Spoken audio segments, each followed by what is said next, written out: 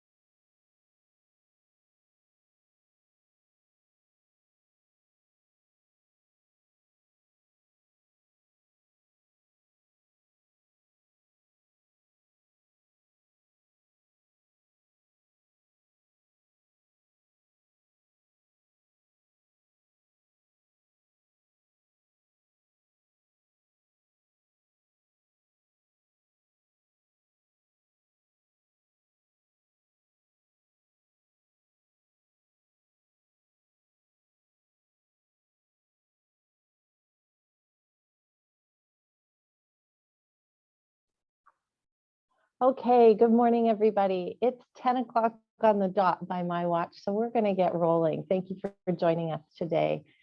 My name is Kate McRae Bristol. I'm the Dean of Students here on Laurier's Waterloo campus, and I look forward to shepherding us through the next hour and a half or so and spend some time getting ready for our return to campus. So before we begin, I do want to take a moment and acknowledge that Wilfrid Laurier's University and campuses are situated on the Haldimand Tract, the territory of the neutral Anishinaabe and Haudenosaunee people. Today, this land is home to many First Nation, Métis, and Indigenous peoples from across Turtle Island.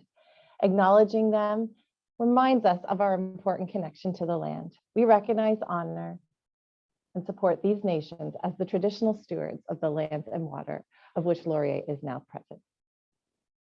So, we're about to get started. Welcome to the winter term town hall for undergraduate students. Today, Laurier's senior leadership team and executive leadership team are here to answer questions about our planned and phased return to campus this winter term. With us today, we have Dr. Deborah McClatchy, President and Vice Chancellor, Dr. Tony Vanelli, Provost and Vice President Academic, Dr. Ivan Joseph, Vice President Student Affairs, Dr. Mary Wilson, Vice Provost Teaching and Learning, Dan Dawson, Assistant Vice President, Student and Ancillary Services. Dan is also the chair of our Pandemic Recovery Steering Committee. Jennifer Casey, Assistant Vice President, Enrollment Services and Registration, and Gail Forsyth, Director, Teaching, Learning, and Retention. So here we go. A few housekeeping items before we get started. This is being recorded, and to respect everyone's privacy as we work through with audio and video, it will only be activated for our featured speakers. Closed captioning is available, so take a look on your screen and don't be afraid to choose the closed captioning feature, which is available to you on your Zoom screen at the bottom. Okay. So here's how it's going to work. We're going to open up for live questions towards the end of our time together. You can submit your Q&As through the Q&A feature below. As you know, you were offered the opportunity to pre-submit some questions. And so many of those questions were similar. So we've worked hard to bring those into themed categories, and we're going to address those right out of the gates. And then as we roll deeper past our presentations, you'll see there's a chance for us to tackle one-on-one the live questions. We're going to answer as many as we can, and we know you have a lot of questions. So if there are some similar in nature, you'll see some answers rolling and information being put in the chat feature, separate from the Q&A. So keep your eye on that too.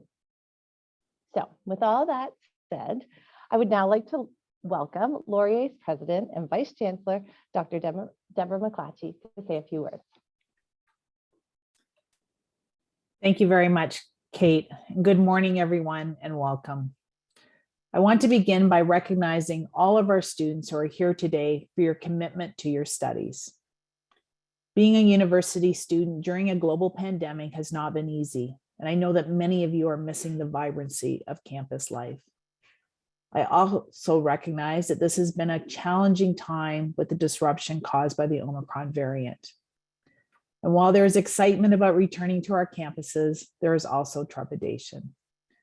This is a significant transition for some of you because it will be your first time on campus.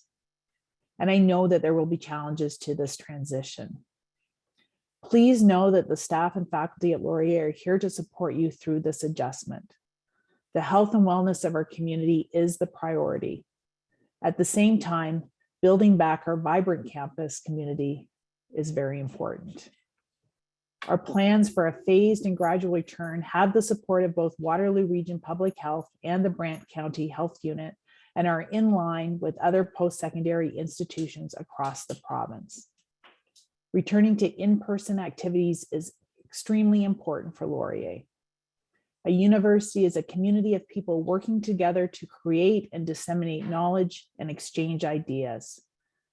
Laurier prioritizes the holistic development of you, our students. I am confident that during this transition, we'll support each other and be mindful of our shared responsibility in creating a safe return to campus. Thank you again for coming today to share your thoughts, concerns, and ask questions. I'll now turn the mic over to Dr. Vanelli, Provost and VP Academic, to begin sharing more information about our return plans. Thank you, Deborah, and good morning, everyone. It's really a pleasure. Let me just get my slides back up. They just disappeared here for a moment. Here we go. Good morning, everyone. I really appreciate you providing me with an opportunity to speak with you today, and it's really a pleasure to be here with you this morning. And I'll try to keep my slides very brief in order to allow plenty of time for questions and answer that are important today. First slide. I want to start out by saying, first and foremost, how proud we all are of you, the students, and as well as the faculty and staff that have been involved with you for your education during the past few years. The past few years have been some of the most challenging in all of our lives, and it has taken a toll on all of us, which we fully realize. That the pandemic has affected every single one of you in profound and personal ways. Before the holiday break, as you know, we shared with our planning for the beginning of the winter 2022 term and committed to updating the plan as soon as we were able to assess the situation and the start of the new year. So you've been in remote courses and teaching until today, and as of January 31st, we've made decisions to change that to a phased return to in-person instruction. As anticipated, the cases of Omicron increased substantially throughout the world, and the Ontario government introduced new restrictions, keeping us in a remote environment. Laurier has adjusted that for our students to allow the courses to continue to be delivered and the education you deserve to be delivered. But Laurier has a long tradition of in-person community with a mission of teaching and learning. This is who we are. Research and scholarship and community engagement is key to what we believe as an institution. This is what makes Laurier unique and special. In-person teaching, instruction, learning, and engagement as such, it leads to positive impact on all of us intellectually, and has such a positive impact, as you know, on your well-being as students and also as employees of the university. It is the basis of what makes in-person university experience so special here at Laurier. Assuring a safe return to campus supported by public health allows this to be realized. All of you are doubly vaccinated or have an exemption to be here on campus for your instruction this fall, and that also adds to the safety of this environment for your instruction. Next slide. I want to describe the phased approach that we'll be looking at for the next, through the month of February, the next 4 weeks. The phased approach is to return to in-person, was developed using the principles of holding the health and safety of our entire community and you as students as our top priority, while meeting academic and student life needs. These principles have guided the decisions that senior leadership has made over the past few weeks. The 4-phase planned return will begin next Monday on January 31st. It will allow for scale up of the number of students returning through the rest of the month of February, that when we return to full in-person instruction on February 28th.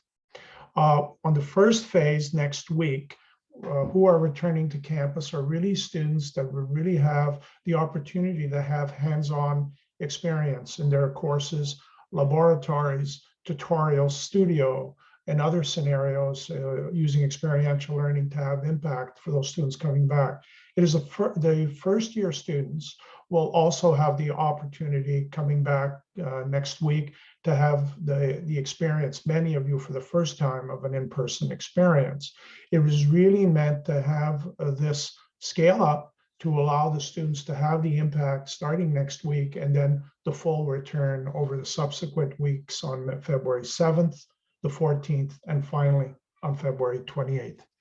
We appreciate how difficult this phase of the pandemic has been on everyone, and the university is making every effort, as the president has indicated, to support students with the challenges they continue to face during the pandemic. One such support is the availability of the credit option, also called the CR option. Next slide. I'd like to describe this. The CR option can be chosen for a course where you have earned a passing grade. It grants a half credit per term and is not included in your grade point average. This option can be chosen for a course where you have earned a passing grade. Any course in which there is finding of academic misconduct will not be eligible for the conversion to a CR credit. For more information, please go to the Enrollment Services tab at students.w.ca and you will find that information. Last slide. These are important dates to note in your transition back, and there will be more information we'll be providing in the chat, and I assume also on the question and answers we'll be providing. I want to point out some of the key dates for the students, for you, the students, in the rest of the winter term. Family Day is February 21st. Reading Week begins the next day from the February 22nd to the 25th. That's the rest of the week. The last day to drop courses is March 7th. Exam study days are April 5th and 6th, and classes end on the 4th. final exams will take place during April 7th to 25th as planned. And with that, I am going to return it back to Kate. Thank you again, and really much success through the rest of the term, and we'll be supporting you through that. Okay, Kate, over to you. Thank you, Tony. I'm going to send this over to my colleagues, Dr. Joseph and Dan. Thanks, Kate. I'll start with student experience. Nice to meet you folks. Ivan Joseph, Vice President, Student Affairs. I know that there's lots of nervousness, anxiety, some excitement from some folks about returning to campus, and some frustration from other folks about having to come to campus. With 20,000 students that are returning in some sort of phased approach, there is a mixed bag. And I know that for some students, how you felt in the fall is not necessarily how you feel now in the winter. In fact, I've spoken to some students who were surprised by their own reaction about not wanting to come back to campus right now and in this new format. And I've spoken to some students who it's their first time on campus in a year and a half, 2 years, and they're so excited. That's a message and a preamble to say every feeling is validated, and you're right to feel the way you need to feel. We understand. I understand that there's happiness, there's excitement, there's anxiety, there's nervousness, there's frustration, there's anger.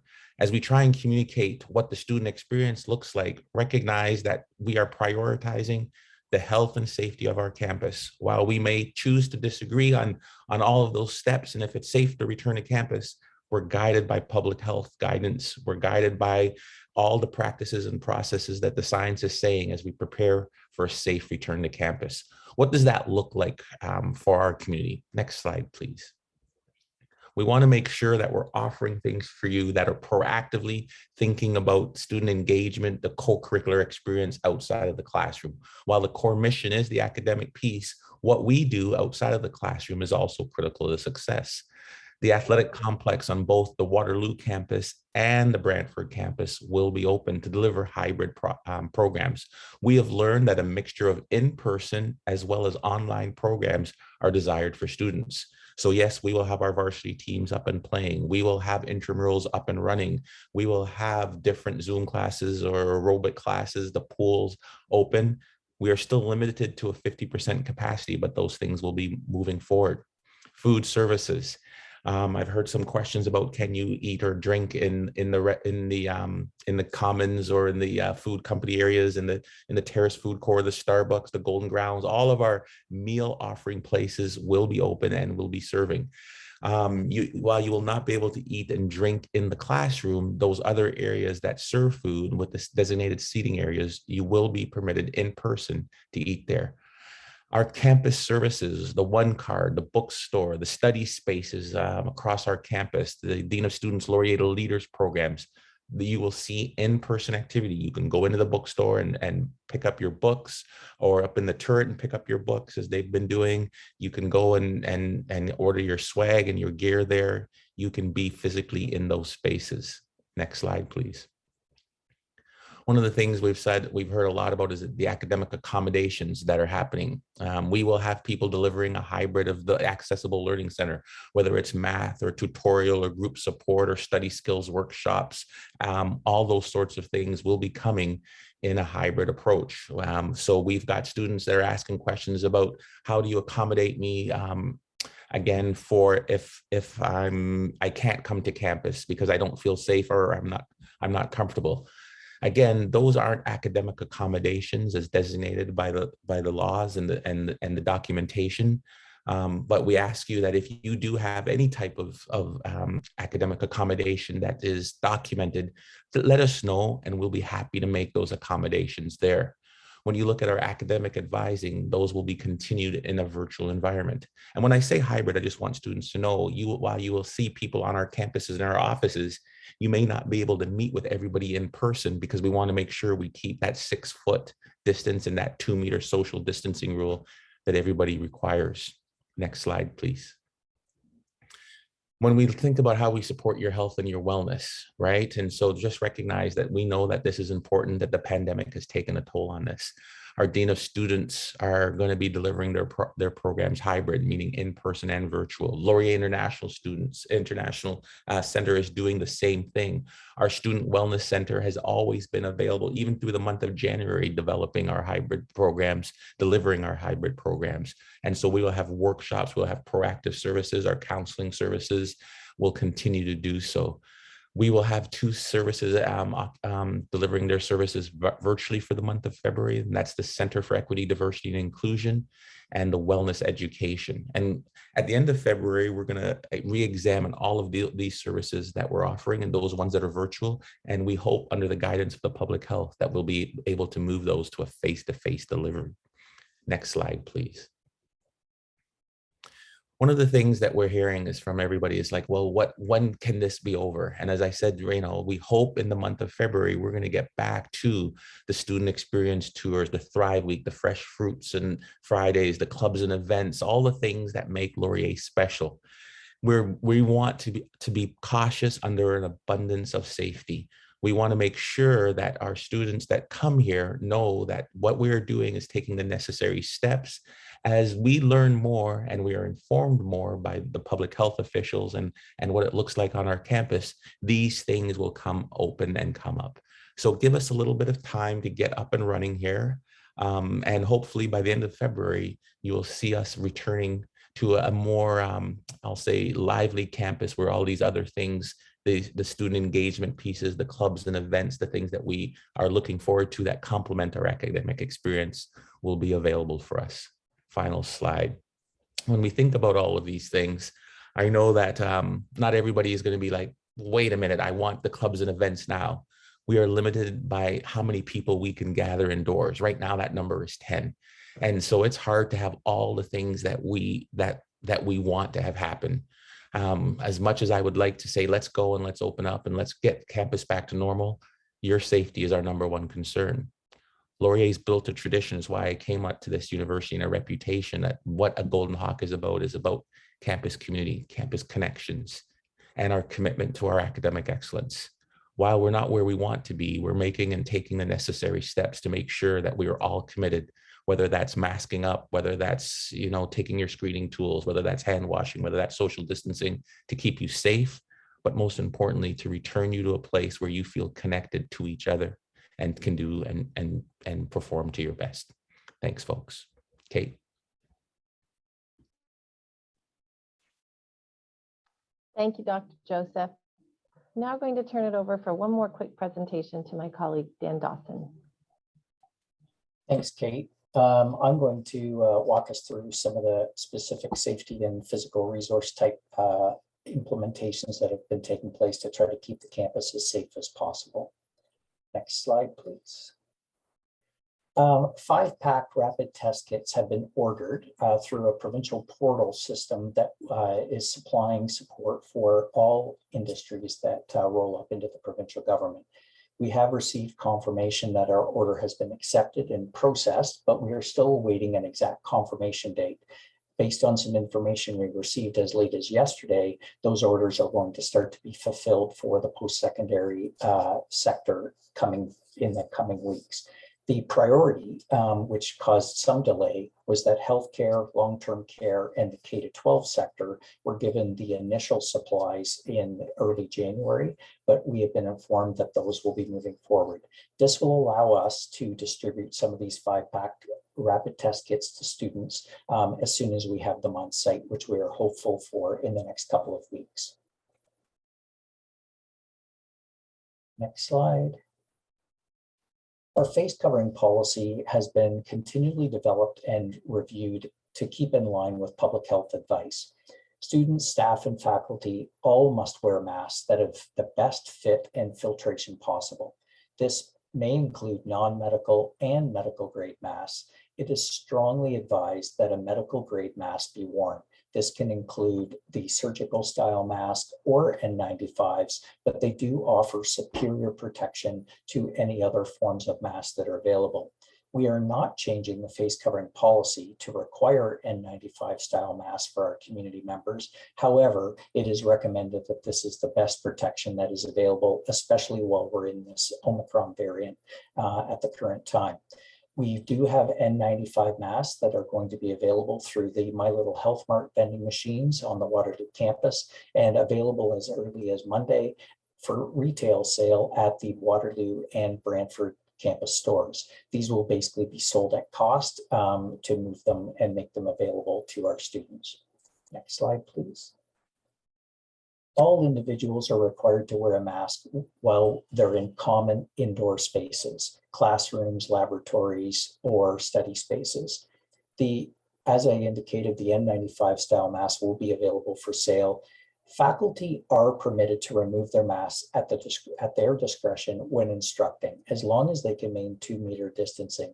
It is strongly recommended that they keep their mask on as much as possible. However, there are some really important tangible reasons why taking their mask off can also help support the learning environment by allowing students that have impairments or other special needs to be able to follow the instruction carefully in an in-person environment. So this is an important consideration moving forward that each faculty member needs to assess for themselves in the safety of the classroom. Next slide.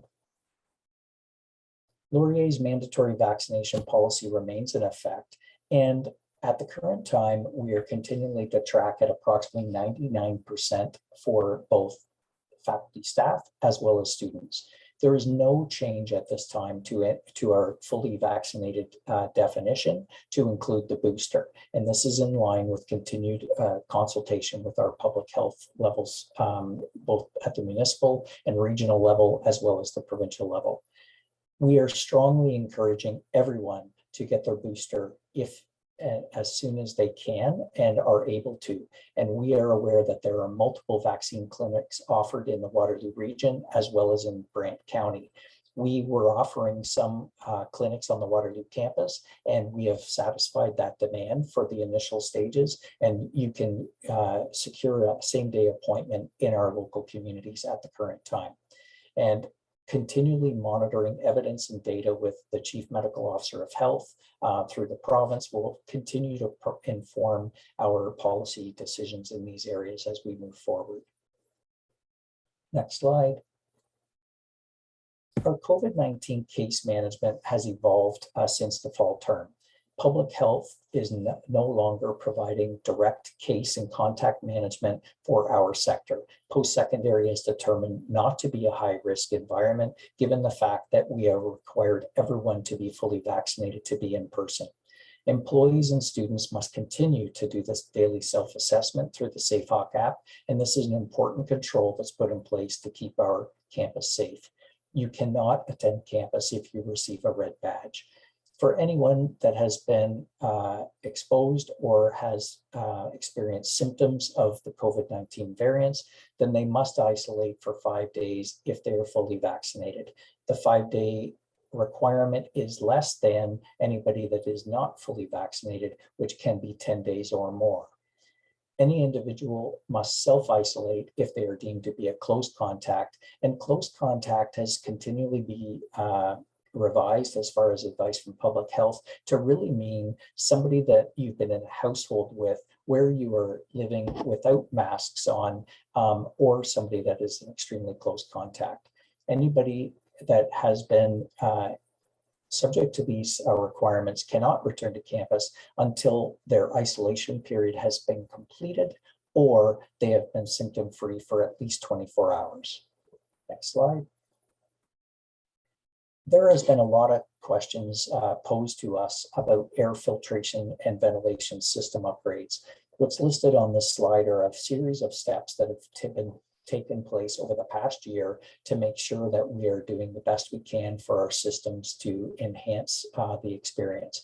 All filters were upgraded to MERV 13, and fresh air exchange in buildings has been increased to up to six per hour. A third-party organization was retained to come in and test these enhancements made to our air circulation in buildings. And while we started with a pilot project in early December where we are testing buildings on each campus, that has since been rolled out and testing has now been expanded to all buildings, which will help inform any further adjustments. Most recently, the Ministry of Colleges and Universities have offered the opportunity for institutions to receive a select number of mobile HEPA filter units free of charge. And out of an abundance of caution, we have ordered 150 of these HEPA filter units. These units will be used to enhance the air systems in places where the central airflow may be challenging, and in some common areas, student lounges, meeting rooms, and also some potential washroom areas. These filter units are expected to be in very soon. Next slide. Monitoring open and study spaces continues to be a high priority. We are really focused on our student mask compliance to make sure that we are providing as safe an environment as we can. Our experience from the fall semester has helped to inform preparations for the in-person return starting next week. Both campuses saw 100% mask compliance in the classroom settings that took place this past fall. Brantford campus saw an extremely high level of compliance in all common areas. However, on the Waterloo campus, we did experience some non-compliance in common areas with what was determined to be moderate to high compliance in most areas. Some extra steps that have been put in place to enhance this moving forward is we have some stationary security officers that are going to be monitoring the common spaces that have continued to be a concern. Science atrium, the concourse, library, Lazaridis Hall being some specific examples. 4 additional security officers have been put in place on the Waterloo campus to provide that support. We also will continue with the Student Safety Ambassador program, focusing on evenings and weekends to continue to ensure compliance. Regular patrols from our special constables will also be done to complement those steps. Food may only be consumed in the designated areas. So just a little bit of a clarification on what Dr. Ivan Joseph outlined a few moments ago. Not all areas where you can study are going to be areas where you can consume food. Next slide. So the food service reopening plan, the Fresh Food Company, or commonly referred to as dining hall, has not closed at all throughout the pandemic. We have 50% seating as approved by public health for students primarily living in residence that are on meal plans. The Terrace Food Court is also open and has been operating throughout the month of January using our Hey Chef app, which is a free download for anybody to order, prepay, and then pick up their food. And we will be reopening the seating area according to the limitations established by public health starting next week. This seating area, though, like the seating in the Fresh Food Company, will be required to have individuals verify their vaccination status to sit in through the Verify Ontario app. Wilf's and Golden Grounds are open for takeout service. Golden Grounds is the primary service that is available on the Brantford campus. As well, on the Brantford campus, our off-campus merchants continue to accept the One Card as support for our program. And Veritas Cafe on the Waterloo campus will be reopening for takeout service beginning next Monday. Starbucks has been open over the past week and a half with limited hours of operation and will increase its hours starting next week. And then over the course of the next month, as Tony Vanelli was describing the academic plan, we will continue to phase and reopen other additional retail locations across the campus, including areas like Bite 75 and Lazaridis Hall, Subway, and eventually our Tim Hortons operation. All catering is on hold, pending continued changes or on gathering limits and our scaling framework changes as are outlined on the COVID-19 resource page. Next slide. All restrictions for non-academic student activities, which were described in Ivan's presentation, will continue to be adapted in lockstep with our public health restrictions set out by both the provincial government and reviewed by our local health authorities in our 2 communities. Staff are in regular contact with these units, and we will continue to monitor this very carefully. Which I think brings us to the final slide in this section. This is a snapshot of our scaling framework. This has been used throughout the pandemic for approximately the last 20 some months. This is a resource that is updated very frequently. The snapshot on the screen was from November 17th, but we just updated the scaling framework as recent as yesterday for where we're going starting next week with the additional changes that have been outlined by the provincial government. There are approximately 12 categories that are listed vertically down the left-hand column, and you can see the scaling framework is divided into 4 levels across the horizontal part of the page. So at any point in time, if you're curious, you can go on the COVID-19 resource page and review the scaling framework to get a snapshot of what is happening and what is occurring as far as limits and controls. So Kate, I believe that brings us to the end of this section, and I will turn it back to you. Thank you, Dan. Okay, we're going to move into the Q&A section or portion of our time together. As I previously mentioned, there were a number of pre-submitted questions, so we're going to tackle those first. And I see that a lot of folks are working through the Q&A feature here, so let's keep doing that. We've done some work to amalgamate and group thematically some of the pre-submitted questions because there was a lot of similarities. So I'm going to pitch those to each of my colleagues who can answer those questions, and then we'll get to the live Q&A. So I hope that works for everybody. Okay, so my first 2 questions are for Dr. Vanelli. This is a long one, so I'm going to read it for you. What kind of services and help are we going to be providing to students during their transition back to in-person learning? Some students are worried it might be a bit of a messy transition, given that they've learned to adapt to online learning and studying and having to switch midterm into in-person classes, having not been in person for almost 2 years. They don't want this transition to affect their grades and performance. Thank you. Thank you for that question. I think what I would like to do is to make sure that we understand the challenges that the students are facing as they begin to transition to in-person learning. There's no question about that. Dr. Joseph spoke about it. I'll be speaking to it and answering this question, which is a very broad one that we're hearing across the board, that's for sure. To help students make this transition successfully, we are offering a new workshops, campus tours, more one-on-one study skills, writing, and math appointments. So this is really what we normally do when we have in person. We're accelerating that and ramping it up so that the students will have the benefit of understanding and supported for this transition. We are working closely with our student union leaders and campus administrators to promote services in social media through students.wlu.ca and through My Learning Space. These details will be shared in the chat. We're putting that up. And in particular, we're encouraging you to register to prepare to pivot. Are you ready for in-person learning? The study skills team will be offering a workshop to help students in the transition to in-person lectures. The workshop will review note-taking strategies, active listening in a classroom, and the importance of attending classes, time management strategies, on-campus resources, and more. The hyperlink is provided and will be put up in the chat.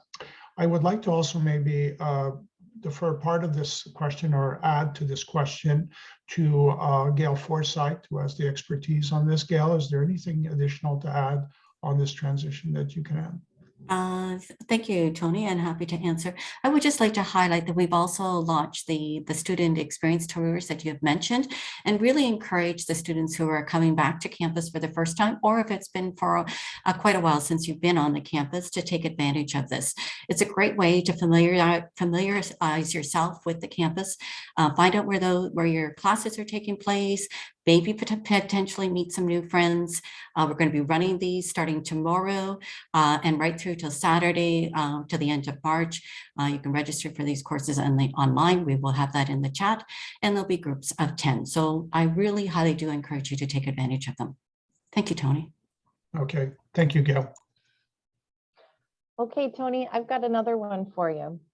With regard to the short notice that classes will be back in person, many students are scrambling to get back to campus and don't feel completely comfortable as Omicron continues to progress.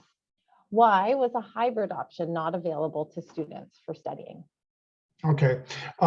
Mary Wilson and I will tag team on this question. I'll begin. Thank you for the question, Kate, and it's an important one. I appreciate that there are varying levels of comfort with the return to campus plans, that's for sure. While many students have shared their worries, many have also expressed a strong desire to return to our campuses. Laurier is an in-person community, as I stated in my remarks, and will continue to state, and also the question and answers we have here. And we have been planning this really since last spring, everyone, since 2021, to a return to in-person delivery. Mindful of what Dan Dawson just presented, to have a safe return is very critical, which starts occurring in this phased approach next week. The remote delivery that began in the winter term for this month was a short emergency modification made in response to guidance from public health, indeed. Our phased return throughout the month of February, as I've indicated, is supported by public health and Brant County health units, and will have put place, and we will have put place, and Dan Dawson explained them in quite detail, many safety protocols to keep our campus community safe. So that's why the focus is on the in-person going forward. That said, what will be occurring in the classroom, you will still be seeing quite a bit of e-learning methodologies and other ones that are used to achieve learning outcomes through the course. Instructors will be using that. And I'm going to ask Mary Wilson to add to part of that instruction that you will be seeing. Thanks, Tony. Morning, everyone. I certainly hope that Dan's highlights earlier give you the comfort they give me as we all return to campus together. And I can add a little bit of information around the question regarding hybrid opportunities. So we hear the student interest in greater flexibility in our course delivery models, and our faculty are interested in this too. There's a great deal of activity across the university with instructors who are exploring the applicability of different course delivery models and different uses of e-learning technologies in their courses. But it's important for all of us to remember that different course delivery modes serve different pedagogical purposes, and that in-person learning opportunities are vital to the educational experiences of our students. You know, Laurier has this long tradition of really wonderful in-person courses and programs that instructors have designed purposefully to take very best advantage of what in-person learning affords our students. You know, that kind of really dynamic, interactive, interpersonal nature of learning in the classroom, in the lab together. And this immediacy of in-person, the ease with which that supports certain forms of teaching and learning matters a lot. So that ability to work together and co-create in 3 dimensions, to organize interactive hands-on activities on the fly in the classroom, to move in space, to use tools and workspaces together, to demonstrate, to model. Those in-person environments just give us greater access to that fluidity in teaching and learning, and also help us to get access to all of those human communication cues that really help to build the depth of trust that's possible when people share space together to teach and learn. And that kind of trust really feeds deep engagement with course concepts, connections between the instructor and each other and students. And that's so key to the social aspects of learning that we know are so important for the quality of learning. So that in-person class environment just has some strengths to it that really, I think, should help you to understand the reasons why educators create courses specifically for in-person delivery. But having said that, like, we know the mediated learning tools that we have available to us in MyLS and through web conferencing tools like Zoom have come a long way and have a great deal of strength and really serve some instructional purposes and some learning needs tremendously well. They help to provide access to core and supplementary learning materials, to recorded lectures and demonstrations. They can allow for student submission of materials much more thoughtfully sometimes when you have time to write or prepare a video for submission. And that can really help students to learn at their own pace or fortify their learning or work through problems outside of the time we spend together in the classroom environment. And those mediated technologies just give our instructors great options for continuity of instruction and inclusive teaching practices and for meeting accessible and flexible learning needs. So I think what you're going to find is that across Laurier, instructors are going to be weaving in the use of e-learning tools and technologies in their in-person courses in ways that really support the learning outcomes and the nature of the course. And we want to make sure that we're providing our students with the very best learning opportunities. So you're also going to see, I think, over the coming years, greater intentional design and structured development of those hybrid courses. And then Laurier has a long tradition of developing really great online courses. We currently have over 200 online courses on offer this term.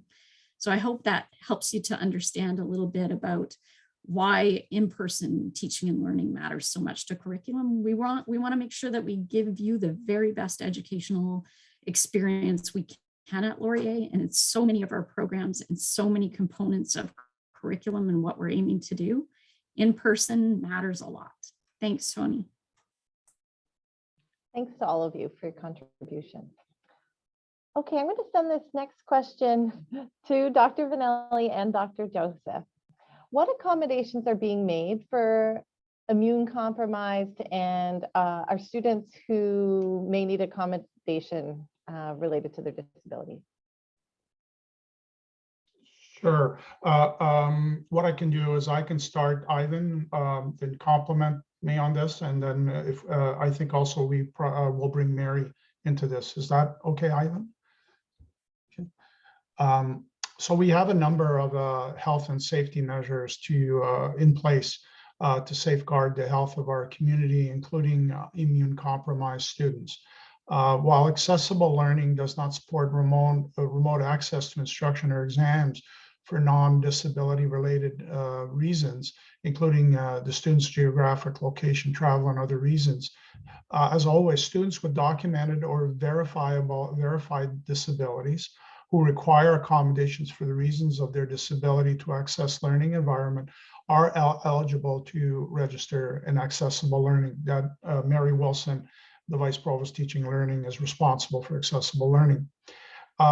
So for accessible learning will work within the requirements of the student's documented accommodation and the learning requirements of the course to advise faculty on the ways in which it may be possible to support the student's learning needs. So it is done case by case, which is the purpose of this question and a number of the live questions that we've been seeing in the Q&A. Mary, anything additional to add? And then Ivan. The only thing that I would add to that, Tony, is to remind our students with documented or verified disabilities that the accessible learning staff are available to you both in person, beginning on Monday, as well as remotely. So please do reach out if you have any questions regarding the arrangements for your courses, because we want to make sure that you have everything in place that you need to succeed in your learning. Okay. And Ivan, I don't know if you had anything to Nothing to add. Let's get through as many questions as we can for the students. Thanks. Over to you, Kate. All right. Dr. Vanelli, it's you and Dan again. So catch your breath while I read this one out for you. Some students are worried that their peers may show up to campus even though they're unwell because they feel forced to write exams or midterms in class in person. What do students do if they are sick but have to write an exam? Will there be online exam options? Okay, instructors are taking a lot of care on the best forms of assessment within the courses they're delivering, and it's to allow students to demonstrate evidence of their learning and have the responsibility, that's the instructors, to determine the assessments for their courses. So let's talk about assessment. For students, the question here is about students who are sick and have an in-person exam to write. It is very important that our students be advised strictly to follow the protocols for students with COVID-19 symptoms. That's where this resides. We'll put this up in the chat. And these protocols indicate that, and I'll be very clear here, that do not attend the Laurier building in person if you feel that you have these symptoms. Stay home, follow the instructions from the Region of Waterloo Public Health or Brant County Health Unit. It is important to monitor your symptoms. If you have concerns about your symptoms and your symptoms are worsening, you are encouraged, obviously, to contact your health provider, the Student Wellness Center, telehealth at, and I'll give the number 1-866-797-40. Complete, this is key, everyone, complete the illness self-declaration form. If you are not well enough to participate in an online class in lieu of medical documentation, this could occur both in person and online if you're ill. So to let your instructor know that you will not be attending an in-person class. This form is automatically forwarded to your instructors. So the students need to know that happens. When you're able to resume your studies, email your instructors and discuss any of the missed coursework, including assessments, which would have been a midterm for the sake of argument in the next few weeks. And for final exams, you submit an academic petition. So again, we're following here for the students who've been here a while, but for new students, we're following standard procedures, except for the part I just indicated for students who are dealing with COVID symptoms. If additional support is beneficial at this time, you can make a virtual counseling appointment at the Student Wellness Center with a personal counsel who can help you navigate through these uncertain times. That's what they're there for. And because you're anxious, uncertain about what to do, they are there to help you as you go forward. And so contact them at the reception. And again, I'll indicate the number. It's 519-884-0710, and there's an extension 3146. Let me get that right, 3146, and you book an appointment. Laurier students who have access to free remote counseling support, you do have access to free counseling support through Empower Me. Finally, if you require coordinated or elevated support to navigate academic or personal challenges, and these occur, please reach out to the student care coordinator in the Dean of Students office at your campus. Kate is here from the Waterloo campus. Adam Lawrence, as you know, students, is from the Brantford campus. And the contact points on the Brantford campus are Andrea Delamonte, and Waterloo campus, it's Allison Dietz. Once you have been advised by public health that you are released from self-isolation, you are welcome to return to campus. However, you must follow the protocols and responsibilities outlined on COVID-19 on-campus protocols website. We'll make sure all of the students have this information. It's very important because we have to monitor what is going on in the next few weeks as we return to campus with our students and employees. And we want to make sure that these are the procedures you know to follow, especially during examinations and assessments that can occur. And I hope that answers the question very precisely, Kate. Okay, thank you. Dan, did you have anything you wanted to add to that one before we go to the next one? No, I think we're good to move on, Kate. Okay, excellent. Well, you can stay with me, Dan. I've got two questions for you. The first one is, how will Laurier monitor the number of student COVID cases? So we touched on this briefly in the presentation, but public health has changed their processes since December, and they are no longer managing these sophisticated case contacts as they were in the previous months. So we do not have information unless somebody self-reports to us. We are very actively managing case situations within our residence communities for obvious reasons, but for other students outside of that, they are not required to submit their information to us, nor do we have the ability to contact trace all of those situations. So as described by both what Tony just touched on in the previous answer, as well as what we touched on in the presentation, students, if they're experiencing symptoms, should simply isolate. If they're double vaccinated, that would be a minimum of 5 days, and making sure that it's 24 hours after any symptoms. Great, thank you. This next one we did touch on in our presentation, but just to reiterate, if you could give us the high-level details on students' worry about their peers being lax with the masking policies in the fall and what's being done for a return to campus to help enhance that. Yeah, this is already underway. And again, just paraphrasing what we covered in the presentation, we did not have any problems in classrooms with mask compliance last year, where there are more density of people gathering. It was in the common areas that we were having difficulties. So the enhanced security is in place. Those people are patrolling open spaces now, and the safety ambassadors are continuing to support that as well. Thank you, Dan. Okay, the next question's for Dr. Joseph. Will intramurals be running?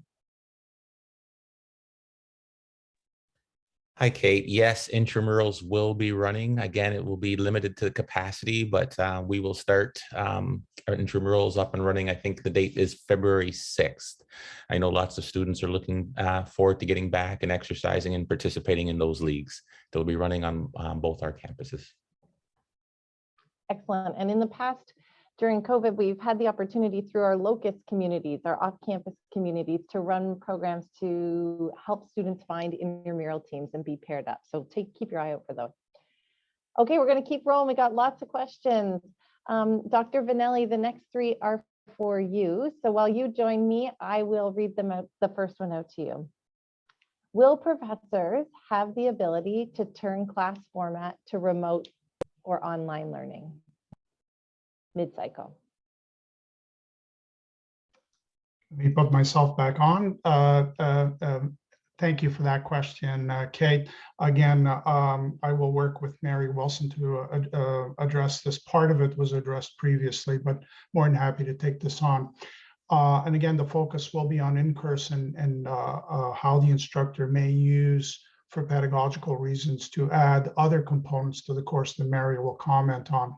So in-person courses cannot be delivered remotely. An in-person course is an in-person course, but instructors, that's the focus of our return starting next week.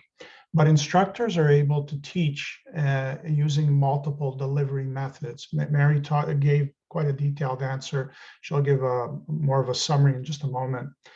Going forward and building on experience acquired during the pandemic, our instructors are continuing to explore new ways of combining in-person and technology. As we know, Mary has indicated that the Zoom technology is accelerated. It has become much better in the last 2 years. As we've seen, it's enabled learning for our on-campus courses. As in the past, Laurier will continue to offer a range of fully online courses for our students. Those are in our programming offerings. But Mary, again, just to highlight what will be happening inside the in-person with the components, maybe just again to reemphasize what you said here might be important. Sure, thanks, Tony. So for our students, if your instructor is choosing to use e-learning technologies and extension for your in-person courses, it's going to be for very deliberate pedagogical purposes to help you with your learning in one aspect or another of the course. The other reason that they would turn to that is for purposes of continuity. So if an instructor is ill and required to isolate, then they have the option to turn to the remote classrooms through Zoom to make sure that they progress with you in the course. And similarly, if a large number of students are unable to participate in person, they may as well use the Zoom classroom to help support continuity of education in that case. So I must say, I feel very fortunate that we now have access to these sophisticated technologies. When we were chatting with faculty yesterday, I was joking about what it would have been like for me as an undergraduate if I had had to, make my way through a pandemic. I think I probably would have been receiving my course materials by mail or not at all. So, we are very fortunate to have such robust technologies available to us, and our instructors are becoming very adept at using them for purpose within their courses. So you're going to see a range of things because it depends on what's happening within the course, the nature of the learning activities, the nature of the student approaches to learning, the demonstration of learning in the course, the assessments, assignments that are taking place. Thank you. Mary, you may want to stay on for this one as well with Dr. Vanelli. We've touched on this briefly, but I'll ask it again just to be sure everyone is covered off.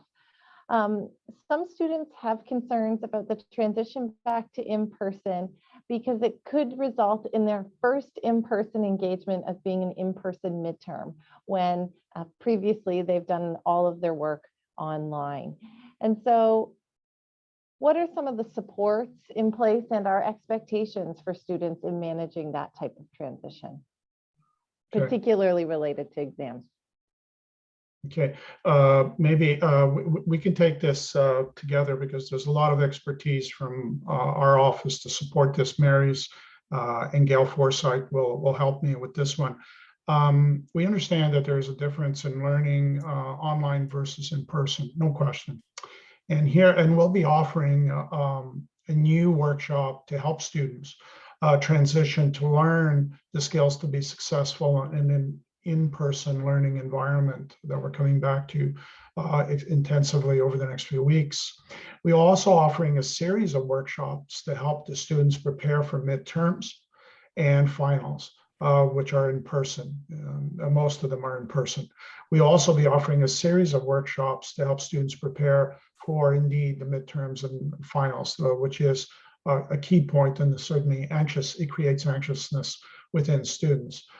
Mary, I don't know if you, maybe Gail, can answer maybe some of the details and things that this takes on. Would that be okay, Gail? Yeah, sure, I'd be happy to. And I'm sure that Gail can provide some more detailed information for our students as well around the comprehensive supports that we provide. So many of you will have become familiar with the study strategies, writing, and math and stats supports that Laurier offers to our students, because we've been very actively providing those through both in-person in the fall as well as remote opportunities. And some of those are embedded or integrated into our courses as well. So you have supplemental instruction or group study, as well as opportunities to access drop-ins and other supports that I think Gail can talk about why we provide those types of encounters for students, because we want you to be confident in your exam completion skills. We want you to have the practice that you need so that you're familiar with the format of exams, so that you're thinking critically and strategically about how to approach different types of assessments, whether they're multiple choice or short answer or problem solving.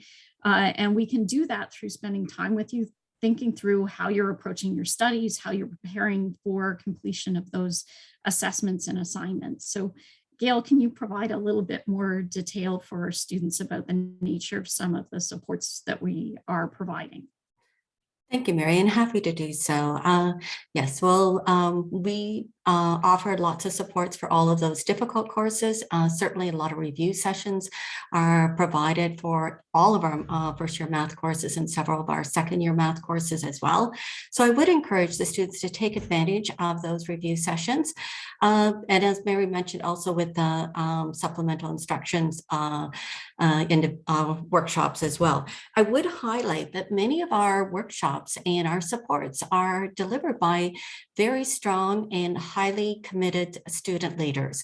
These are students who have done well in the courses. They know what the student experience is like for that particular course, and they're very excited and committed to helping you be successful in that particular course. So I would encourage you just to attend one of those workshops, make an appointment with one of our professional staff, or even our one of the student leaders. They are also trained to be also very empathetic. These students understand the world that you're going in, and they're there to listen. And that's often what they do at the very beginning, check in to see how you're doing. And from there, they pivot to what is the task at hand. So please take advantage of the resources that are available. Watch for the social media takeovers that we have in place. And we're here to help you be successful. Thank you. The only thing that I would add, Kate and Gail, is that we've seen tremendous rates of participation and engagement from our students throughout the pandemic. So if you haven't yet joined in, come and join us. I think that you will find it makes a big difference for your confidence and preparation for your exams. Yes, thank you. Thanks to all three of you. And a quick note for students in the chat, these links to be able to register, see what's available, see the calendar offerings through the Student Success Portal are there. So please either grab a screen grab of those or bookmark them so you can check them out.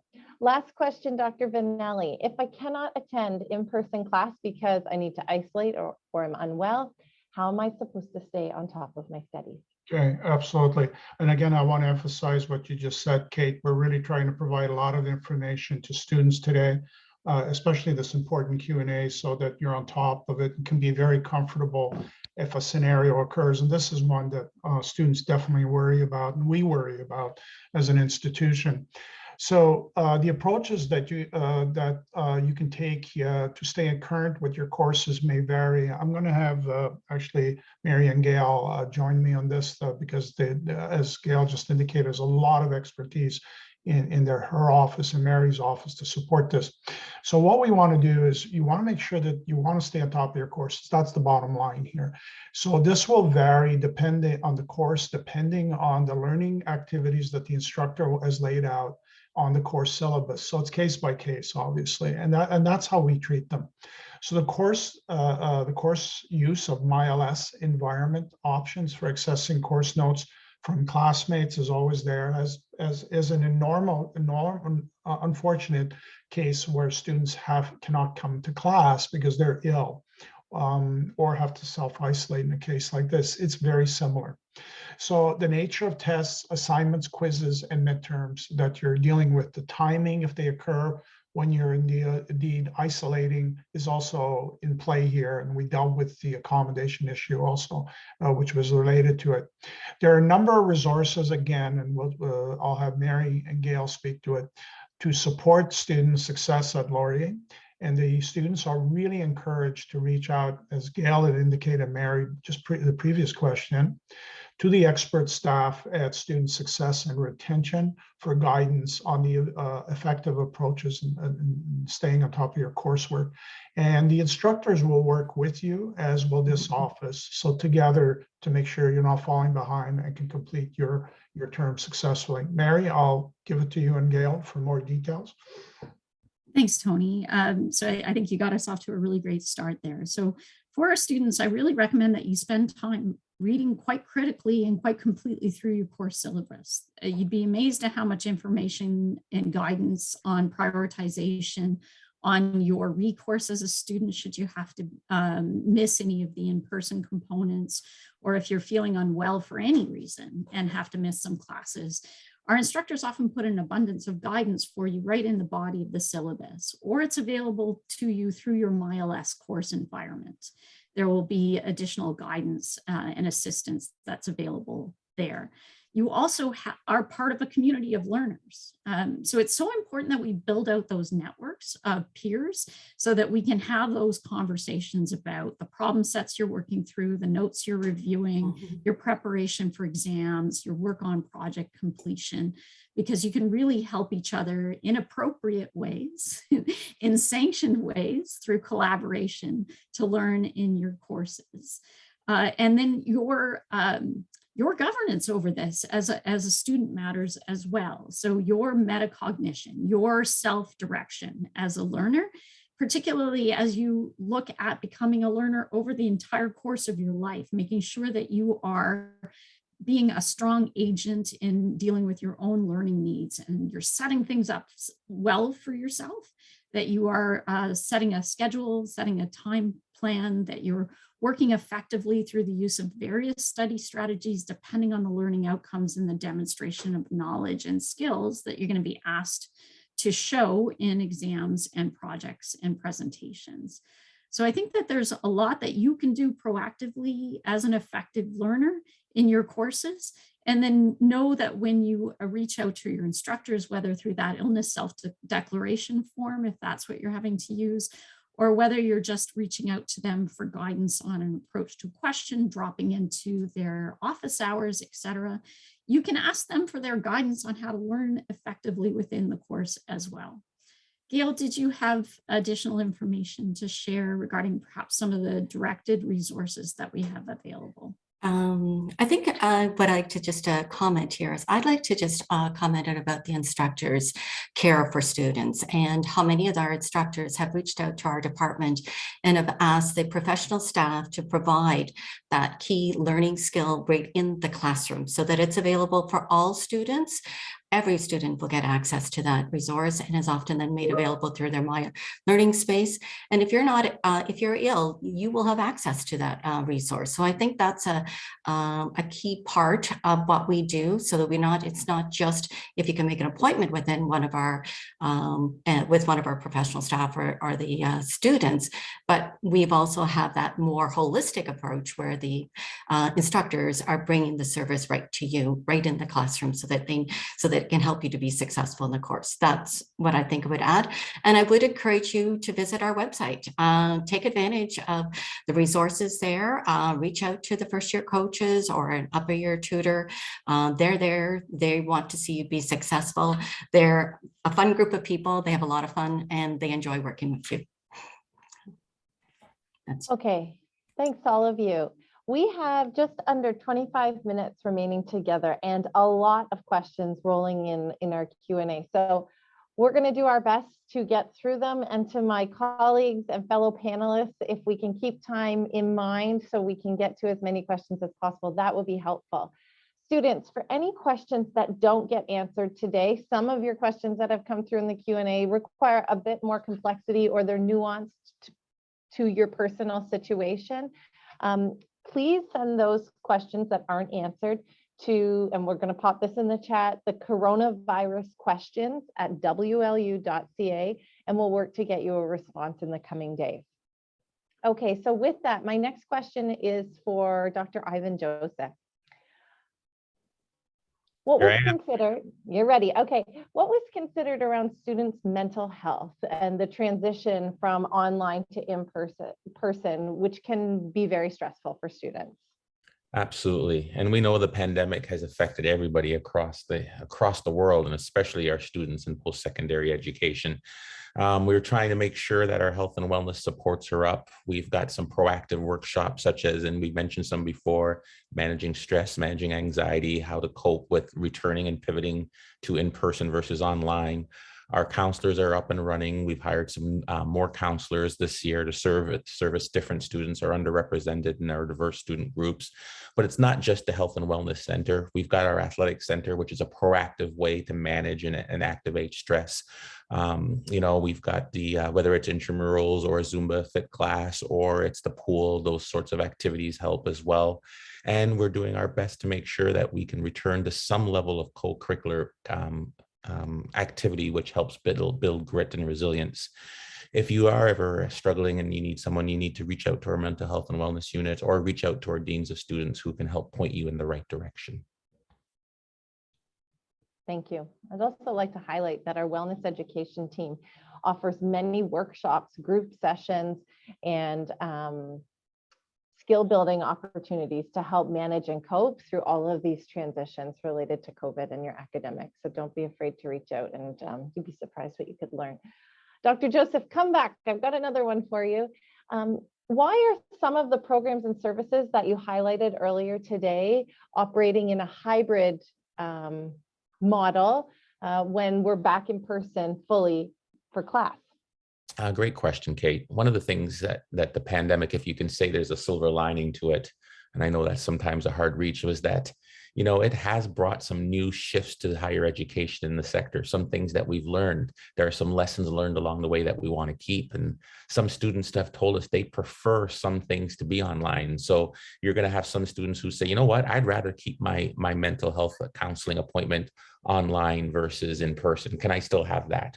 We've noticed that there's been a significant increase in workshops around our career services and our experiential learning. So whatever we have learned, there's a best practice. Those things are like, oh, the data has told us this is better. Our students' feedback is telling us this is better. We're going to make sure we lend a blend of that. And so there might be, let's say it's, I'm making it up, but let's just say it's your counseling appointments, maybe 20% of those might be online and 80% will be in person, and that's your hybrid approach. And so we're going to look at that in all of the student services we do to figure out what that flexibility needs to be in order to service all our students as best we can.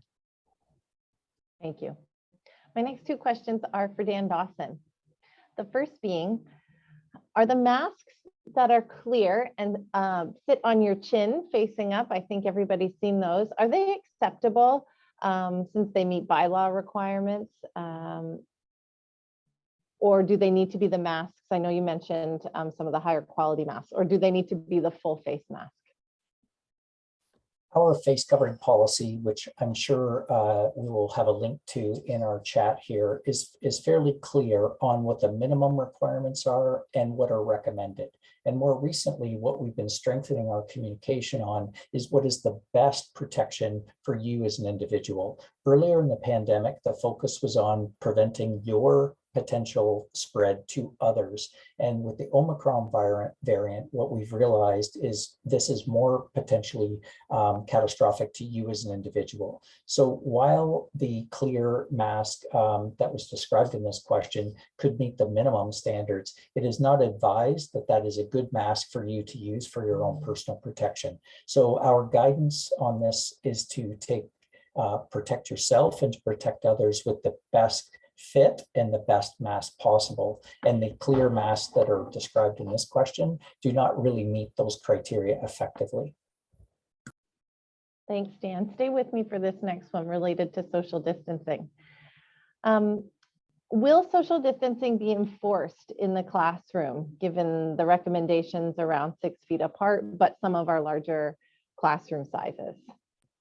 Yeah, I've answered a couple of these questions in the Q&A directly, and there is a specific exemption that has been granted through the Ministry of Colleges and Universities for instructional purposes only. So the space distancing or the social distancing or physical distancing is not alleviated based on the room itself. It's on the purpose for instructional use. And the criteria that went into some of this research was the fact that everybody is vaccinated, everybody is seated, and that everybody is wearing a mask. So that has allowed the conditions for the Ministry of Colleges and Universities to allow instruction to resume to full capacity, but only for instructional activity. Thank you, Dan. This next question is for Jennifer Casey. Jennifer, while you join us, I'll read it out to you. Will the CR credit option affect applications to postgraduate professional schools like medical school? Thanks, Kate, and good morning, everyone. Certainly recognize this is a complex and common question that we have received since the CR option was introduced here at Laurier.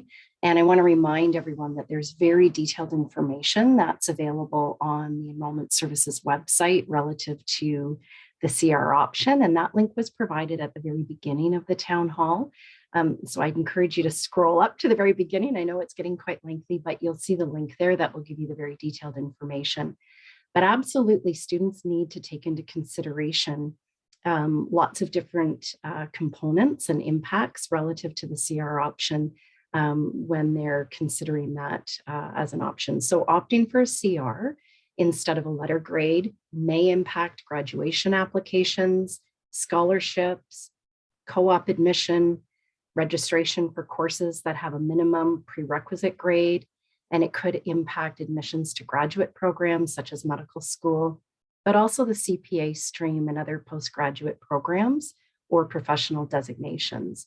So we encourage students to contact their academic advisor or for specific questions that they may have regarding progression and program requirements before they execute the option, which, just so everyone's aware, doesn't occur until after final grades have been submitted. So that window of time by which you would fill out that form would be at the end of the term. Thanks, Kate. Thanks, Jennifer. Okay, over to Dr. Mary Wilson and maybe a few others who want to jump in here. We've touched on students' concerns or challenges with potentially facing some absence from class and labs that have a required element of participation. So can you quickly highlight again, I know you touched on it just previously, on how professors and instructors may accommodate those absences, particularly when there is credit or grade assigned with participation, if a student has to miss because of isolation? Sure, thanks, Kate. So the responsibility for determining the best approach to supporting student learning in classes rests with the individual instructor, and that's appropriate because they know what's going on in their course best and the requirements for demonstration of student learning. I think that our students will find that our faculty are, very empathetic and very compassionate and understand the complexities of what's happening right now during the pandemic, and they're going to want to make sure that you succeed, and they're going to look for various ways in which to ensure that you can do so. But their decisions, their models will vary across their courses and programs. So once you connect with your instructors through that illness self-declaration form, you can anticipate that they'll be in touch. That's excellent. Thank you. Okay, Dan Dawson, I've got two probably quick questions for you. The first is, will students be able to eat in open spaces? For example, referenced here is on the Brantford campus at the RCW. So I would imagine this is part of the distinction between dining areas and eating areas and some of our open lounge spaces. So with the changes that have just came about through public health, we are in consultation now with our respective regional Waterloo and Brant County Public Health to clarify public spaces. Our advice at the current time is we are restricting eating in non-designated spaces as per the instructions that we have been given, where dining can only be done in an area where we're verifying vaccination status through the Verify Ontario Act. So dining or eating will be restricted in those common public spaces until we get more clarification and public health regulations continue to be lifted. Thanks, Dan. The next one's related to parking. Given that we're returning midterm to campus, will parking costs be reduced? There's available currently on the parking website information about people returning, and parking rates are prorated for anybody returning at this stage in the term between now and the end of the term. Thanks, Dan. Well, I'll come back to you in a little bit. The next question is for Dr. Ivan Joseph, and it's related to our colleagues at the Student Union and some of their offerings. Given our approach with returning to in-person, there's confusion as to why the Students Union has outlined that they will not provide in-person events at this time for clubs and associations. Can you provide some information related to that? Yeah, for February right now, until we hear otherwise, in-person events are limited to the size of up to 10 people. And so out of an abundance of caution, just for the month of February, till we know more and they're assessing the situation as we ramp up, there's no clubs and events happening. But after February, we're going to take a look at this and we're willing to examine this and see what new information we have from public health, how our situation is on campus, and hope that we can open up and open clubs and events to the student leaders. I know that's a big part of the campus experience. Thank you. Stay with me, Dr. Joseph, and perhaps Dr. Vanelli, you'd like to chime in here as well. This student is hoping to express their gratitude and excitement around the return to campus and in-person learning. Although they would like to know why it's taken so long for us at Laurier to come to that decision or that action, given that elementary and high school students have been back for a number of weeks. So why has Laurier delayed in our actions to return to campus? Ivan, you want to lead off? Or you want me to lead off? Always after you, Dr. Vanelli. Okay, thank you. Yeah. This was it's an excellent question.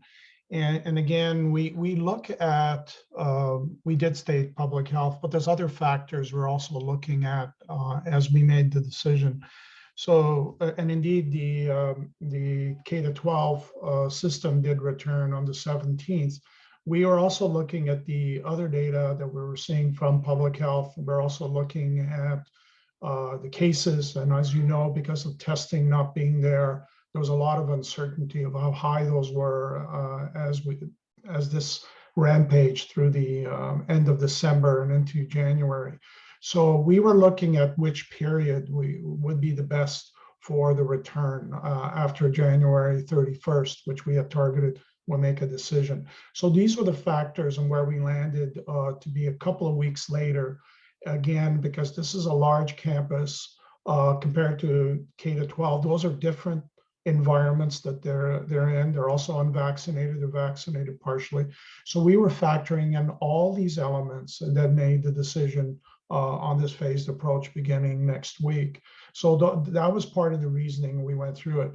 But I also want to echo my appreciation, as Dr. Ivan Joseph just said, for the student really enthusiastically wanting to come back. We want the students back. And as you can see, discussing today, in person is the focus with the other parts that we do in the teaching and learning.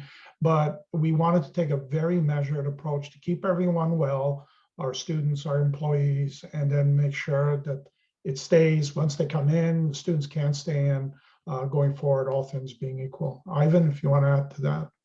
Yeah, I would also just say, you know, one of the things we were asked to do as Canadians in the province of Ontario was to initiate a circuit breaker of sorts, right? Not just the higher education sector, but the elementary schools, the secondary schools, the malls.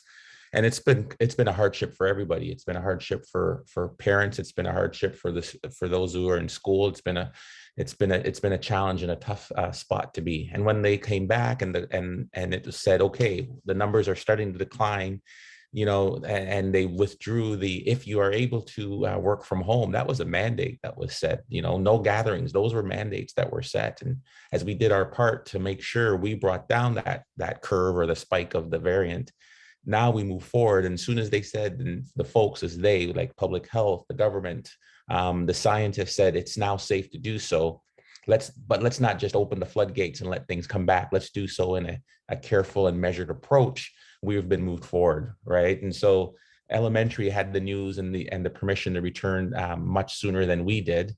And as soon as we were able to, we have moved that needle forward. And if you look across the sector, I think you'll find Laurier is comparable with our peer institutions in that safe and measured approach. And we hope to be so up and fully running as soon as we can. And again, if we all do our part, maybe we'll find that we can get back sooner than the end of February. But right now, fingers crossed that for the next 30 days, that while we return, that the cases continue to decline. Yeah, and absolutely. If I can just add one more thing for the students' benefit, even though we're phasing in through the month of February, once February 7th and 14th arrive, most of the students are back on campus. If you look at what's targeted to be back in. So, well, as Dr. Joseph said, once we were in a position to move, we have made the decision to move safely, carefully in this phased approach, but it's in line with everything else that the government and public health we worked on together to allow this to happen sooner than later. So thanks for that question. Okay, my next question is for Dan, and Dr. Joseph, you may want to add to this one as well. It's related to study space, and I'm going to paraphrase a little bit here because there's another question similar, and it's related to supporting students who likely aren't living on campus and maybe don't have the luxury to commute back home between classes and need to find some adequate space to study and learn for the day while they're here on campus. And so the first part of the question is related to the reduced access to potential spaces and social distancing in these spaces. So more specifically, the library, which is currently deemed as a study space on campus, it is open. What other spaces will be available to support the needs of these students? I can lead this off and Ivan can jump in. As we did last fall, we have identified classrooms that aren't being used for instruction And those will be made available. And there are links that are available in the COVID-19 resources part of the website that can indicate what those spaces are. Obviously, with the plan to resume in-person instruction, some of those will become less available as we move towards the end of February and more in-person classes. So this will be a dynamic process where we'll be trying to update and communicate those spaces as effectively as possible. Yesterday, there was also some questions in the faculty and staff town hall about this topic from the perspective of access to Wi-Fi. If people are in classroom spaces or our existing study spaces, then there is also available very robust Wi-Fi to support those areas through the EduRoam network.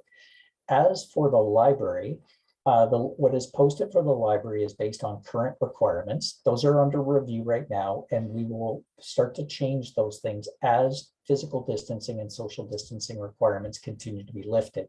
However, right now, what's in place is to basically respect the booking process so that we can adhere to those capacity limits that exist in non-instructional spaces. So it's not a perfect system right now. It's going to be fluid, and we will continue to adapt it as we are able to moving forward.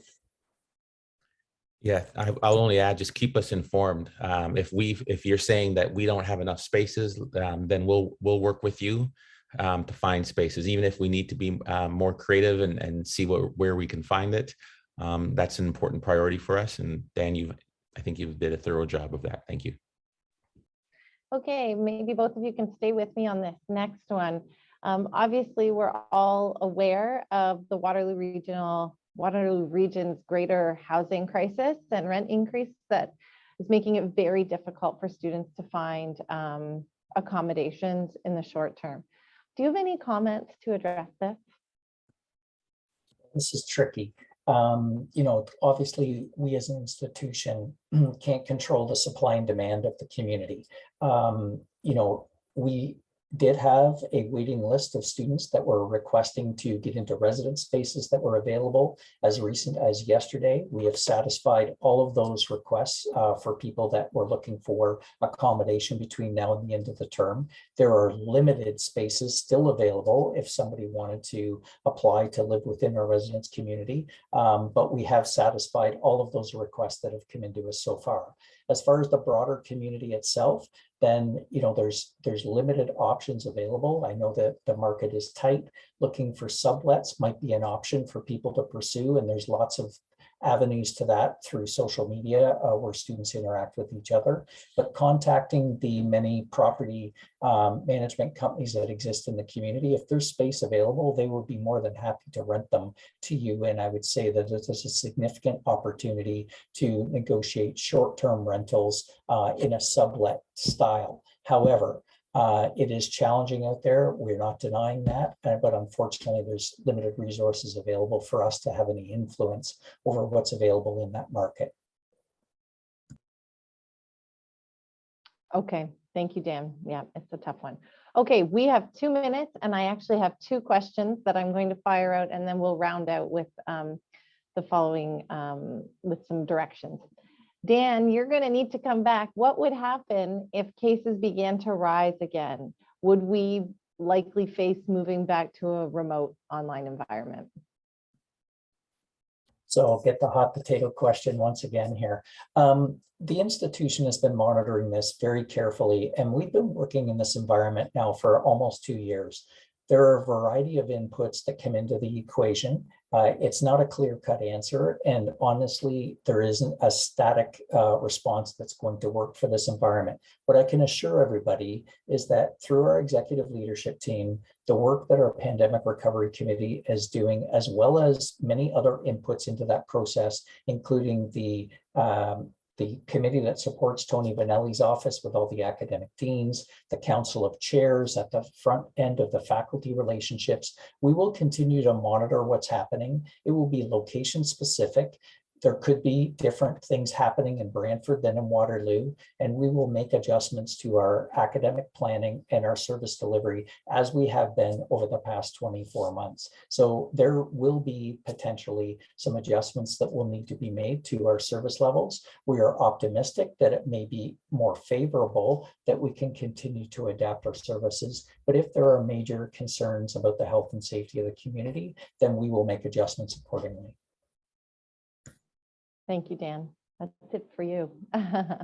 You can grab a drink of water. Jennifer Casey, this last question is for you, and it's related to the credit and CR option that we spoke about earlier. Can students go back to a past semester during the COVID academic disruption and turn a grade into a CR?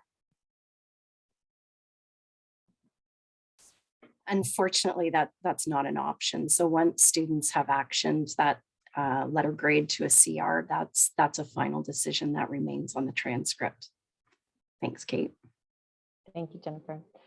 Okay, folks, there are still dozens of questions that I know each of you are working through and trying to figure out. And I encourage you again, if they didn't get answered or you need more specific detailed instructions or support, please reach out and submit your questions to the coronavirus questions at wlu.ca. I also strongly encourage you, because a lot of time and energy has gone into our winter term FAQs webpage that is linked in the chat for you. Many of your questions are answered there, and they're updated frequently. So please go back and check that space. It's really important. I want to thank you. I want to give a big thank you to each of our panelists and our staff on the back end who've been working diligently to answer you in real time, but also to each of you students, all you undergraduate students who've joined us today, to help make this return to in-person and return to campus really positive and fruitful for everyone involved. The town hall has also been recorded, and it will be made available in the coming days. So you can always loop back if that is helpful to you. So once again, on behalf of all of us, thank you. Take care, stay safe, and we look forward to seeing you in the coming weeks. Goodbye, everybody. Have a great day. Take care.